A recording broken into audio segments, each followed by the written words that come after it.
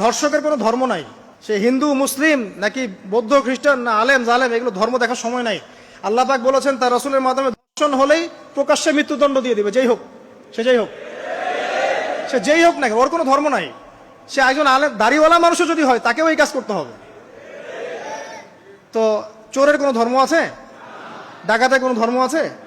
তো মিডিয়া আবার টেকনিক্যালি দেখবেন ওইটাকে হাইলাইট করবে বেশি, বিকজ এখানে একটা সুযোগ আছে ইসলামকে ডমিনেট করার জন্য।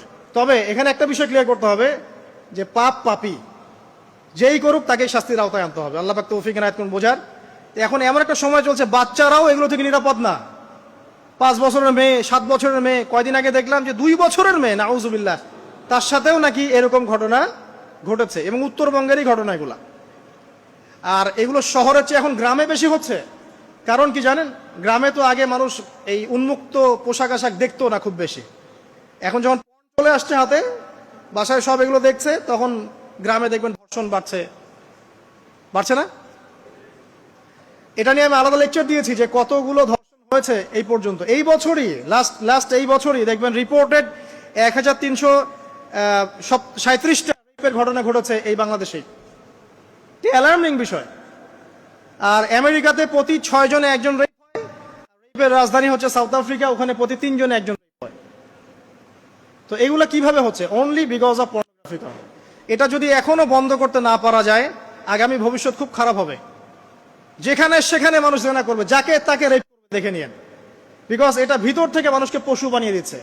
আমরা জানি এর পিছনে একটা বড় ইন্ডাস্ট্রি কাজ করে, যারা সারা বিশ্বে প্রায় $98 বিলিয়ন ব্যবসা করে দিয়ে। শুধু আমেরিকায় ব্যবসা করে $12 বিলিয়ন সারা বিশ্বে। $12 বিলিয়ন বোঝেন? $1 বিলিয়ন কত কোটি বোঝেন? $100 কোটি। তো বিশাল একটা ইন্ডাস্ট্রি আছে, এর পিছনে টাকা কাজ করে, টাকা, অনলি টাকা। আর এখানে যা দেখানো হয় সবই ফেক।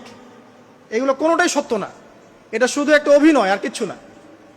তো এটা দিয়ে পুরো স্পেশালি মুসলিম যুবকদের ভিতরে এমন একটা মানে পশুত্ব ঢুকে দেওয়া হয়েছে যে জেনা, বেহায়াপনা এগুলো বাড়তেই আছে দিন দিন। এটা না কমানো গেলে এবং মানে আইনের সুশাসন নিশ্চিত করা না গেলে কমবে না, জেনা কমবে না, ইফটিজিংও কমবে না, মেয়েদের অধিকারও আর আদায় করা সম্ভব হবে না। এটা আমার মত। বাকিটা আপনারা ভেবে দেখেন। আপনারা অনেক বিজ্ঞ মানুষ আছেন, ভেবে দেখেন কি করলে এগুলো কমবে। যদি না ভাবি, আল্লাহ পাক কি করবেন জানেন? একটা হাদিস বলি খালি। জাইনাব বিনতে জাহাশ রাদিয়াল্লাহু আনহা তিনি বলছেন, ইয়া রাসূলুল্লাহ সাল্লাল্লাহু আলাইহি ওয়াসাল্লাম, আনুহলিকু ওয়া ফিনা সালিহুন, আমাদের মধ্যে সৎ লোক থাকা অবস্থাতেও কি আমরা ধ্বংস হয়ে যাব?